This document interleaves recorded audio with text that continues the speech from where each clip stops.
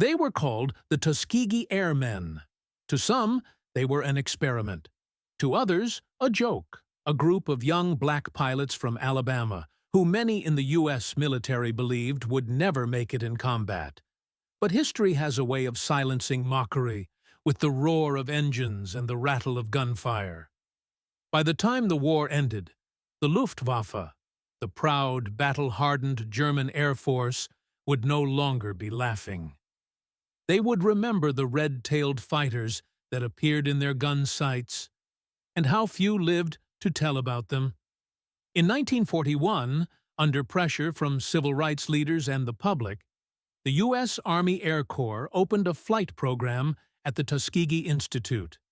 Its purpose was experimental, to test whether African Americans could be trained to fly and fight for their country. Even before their first flight, prejudice weighed on them heavier than gravity itself. Commanders called it a social risk. Some officers swore it would fail. The newspapers mocked the idea of colored pilots in combat. But at the airfields of Tuskegee, Alabama, a quiet defiance grew. Sound, crisp footfalls on concrete, propellers starting. They studied, drilled, and flew, with a single goal: to prove themselves not as black pilots, but as American pilots. Their first combat missions were flown in the hot skies of North Africa and Italy. They flew old P-40 Warhawks, outdated, underpowered, and beaten up from years of use. Even so, the 99th fought fiercely. They strafed enemy positions, attacked trains, and escorted bombers over the Mediterranean. The criticism, however, followed them.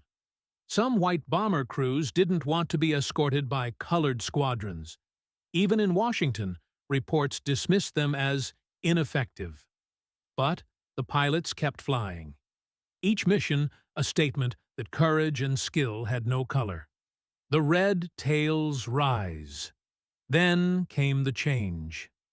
The Tuskegee Airmen were re-equipped with the brand-new P-51 Mustang, the sleek, fast, long-range escort fighter that could go all the way to Berlin and back. The tails were painted a deep, unmistakable red, not for style, but for identity. So the bomber crews would know exactly who guarded them above the clouds. And from that moment, the enemy began to remember the color red. To the Luftwaffe, they were just another squadron of American fighters until the first engagements began. In March 1944, over Austria, German Bf-19s and Fw-19s dove toward a formation of American bombers. The red tails moved in to intercept. The Luftwaffe pilots expected an easy victory. Green Americans, slow to react. But they met something else: discipline, precision, and deadly aim. 8 German fighters went down in minutes. Not a single bomber was lost. From that day forward, the bomber crews began requesting them by name. "Give us the red tails." Their record became legendary. 200 escort missions without losing a single bomber to enemy aircraft. A feat unmatched in the entire European theater. At first, German pilots laughed. They called them amateurs, colored experimentals. They believed the red tails were easy prey.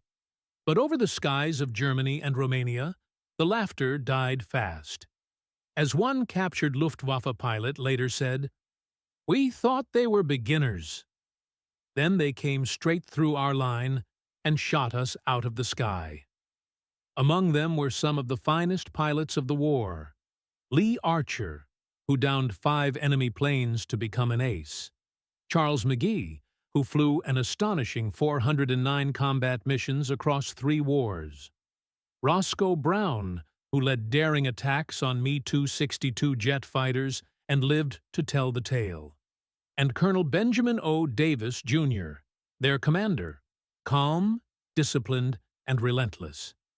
He told his men, "If you lose a bomber, you've failed your mission." And they rarely did.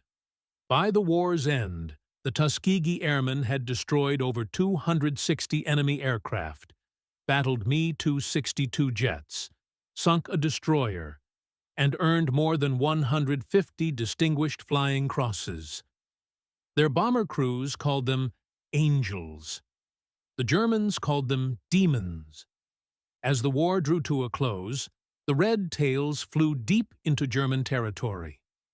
They escorted bombers all the way to Berlin, a mission once thought impossible. They met the Luftwaffe's last desperate resistance.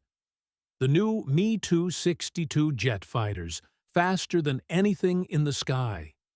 In one battle, Roscoe Brown and his wingman engaged 3 Me-262s. Brown lined up the shot just as the German pilot broke left and fired. Sound, gunfire, sharp, rhythmic bursts. A trail of smoke, a flash of fire, and the jet disintegrated in midair. That day, the Red Tails proved that even the jet age couldn't shake them. They came home to a country still divided, still blind to the heroism in its own ranks. Some weren't allowed to enter officers' clubs. Some couldn't sit at the front of the bus they helped defend. But history remembers. When President Truman desegregated the U.S. military in 1948, he cited the performance of the Tuskegee Airmen. Their courage had done what politics could not. It forced America to see itself. Today, their red tails are more than paint. They are a symbol of excellence earned, not granted.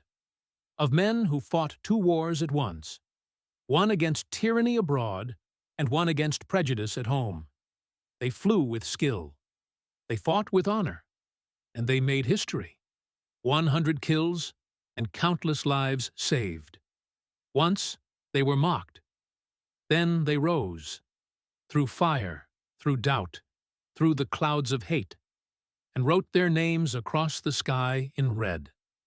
The story of the Tuskegee Airmen and the Red Tails isn't just about planes or battles. It's about courage that defied expectation and honor that changed a nation. Their legacy still soars today, reminding us that true strength isn't given. It's earned. If you were inspired by their story, their fight, their fire, their unbreakable spirit, then join us. Hit that like button, subscribe, and turn on the notification bell so you never miss another journey through history's most incredible battles and heroes. Until next time, keep your eyes on the skies and your heart with the legends who flew before us.